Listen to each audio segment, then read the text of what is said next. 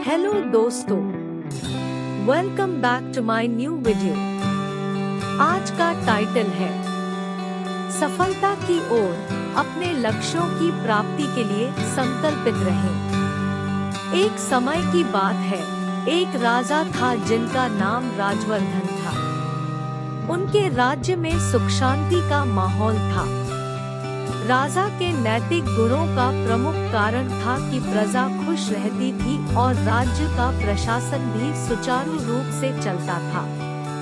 लेकिन राजा का एक दुख था, वह किसी भी कारणवश बच्चों के अभाव में रोज रोज सताते रहता थे। प्रजा भी उनके इस दुख को समझती थी और उनके लिए भी यह सबसे बड़ी समस्या थी।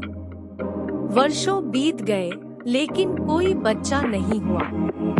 फिर एक दिन राजा की प्रार्थनाओं का परिणाम साकार हुआ और उन्हें एक सुंदर बेटी की प्राप्ति हुई। यह सुखद खबर पूरे राज्य में खुशियों का माहौल बना दी। समय बीतता गया और राजकुमारी का नाम संध्या रखा गया।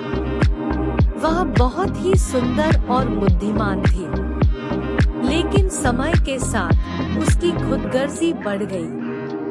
बचपन में वह सभी के साथ खुश रहती थी और उनके लिए एक अच्छी बेटी बनी रहती थी। लेकिन वह बड़ी होते होते आत्ममुक्त हो गई और उसमें अहंकार आ गया। वह चाहती थी कि प्रजा हमेशा उसकी प्रशंसा करे और उसे राजकुमारी के रूप में देखे। समय समय पर वह अपने अहंकार का प्रदर्शन करती और प्रजा को अपनी इच्छाओं के अनुसार काम करने के लिए मजबूर करती। वह सभी को अपने नियमों और इच्छाओं का पालन करने के लिए बदनाम करती और उनके साथ अन्याय करती। प्रजा को इस प्रकार का राजकुमारी का व्यवहार बहुत ही दुखी कर दिया। प्रजा कई बार दरबार में जाकर अपनी समस्याओं का समाधान मांगने आती थी और राजा के सिर पर बोझ बन गया। एक दिन राजा ने अपने मंत्रियों और दरबारियों को बुलवाया और उनसे अपने दिल की बात कही। उन्होंने बताया कि उनकी बेटी संध्या का व्यवहार बदल गया है और वह प्रजा के साथ अन्याय कर रही है। उन्होंने अपने दुख को साझा किया और मंत्रियों से सलाह मांगी। मंत्री ने सुझाव दिया कि संध्या को सही दिशा में मार्गदर्शन की आवश्यकता है और वह एक गुरु के पास भेजी जाए। गुरु के आश्रम में उसे जीवन के मूल्यों का पाठ पढ़ाया जा सकता है और वह एक उचित समझने लगेगी। राजा ने इस सुझाव को स्वीकार किया और संध्या को गुरु के पास भेज दिया। अगले दिन राजा और संध्या गुरु के आश्रम पहुँचे। गुरु ने देखा कि राजा का दुख बड़ा है और उन्होंने राजा से संध्या को आश्रम में छोड़ने की सलाह दी। राजा ने इस पर सहमति दी और संध्या को आश्रम में छोड़कर वापस चले गए। अगले दिन सुबह संध्या को आश्रम के चेलों ने भिक्षा मांगने के लिए भेजा।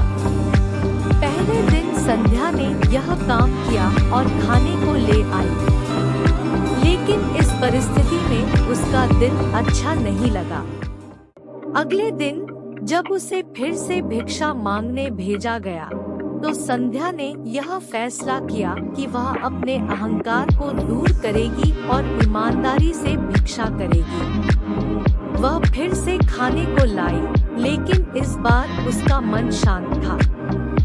धीरे धीरे गुरु के आश्रम के नियम और मार्गदर्शन ने संध्या को एक नया दिशा दिखाया। वह समझ गई कि अपने आत्मगर्जना का त्याग करके और ईमानदारी से जीवन जीने से ही अच्छा भविष्य बन सकता है। संध्या का व्यवहार बदल गया और वह अब प्रजा के साथ सहमति और सजीव संबंध बनाने का प्रयास करने लगी। प्रजा ने उसके इस परिवर्तन को स्वागत किया और उसे अपनी भलाई के लिए काम करने का मौका दिया। इस प्रकार संध्या ने अपने अहंकार को पार किया और एक समझदार और सहयोगी राजकुमारी बनकर साबित किया। समझ लिया कि जिन गुणों की प्रशंसा होती है वह व्यक्ति उन्हीं गुणों को अपने आचरण में लाने का प्रयास करना चाहिए। इस कहानी से हमें यह सीखने को मिलता है कि गुणों का महत्व होता है और हमारे आचरण और व्यवहार से ही हमें दुनिया की प्रशंसा प्राप्त होती है। अगर हम अच्छे गुण दिखाते हैं तो हमें सम्मान और प्रशंसा मिलती है, जबकि अवगुण से हमारी प्रशंसा दूर जाती है। ऐसी ही अन्य प्रेरणादायक हिंदी कहानी साथ ही पौराणिक कथाओं के लिए के चैनल को सब्सक्राइब, लाइक करें और अपने दोस्तों को भी वीडियो शेयर करें। Thanks for watching.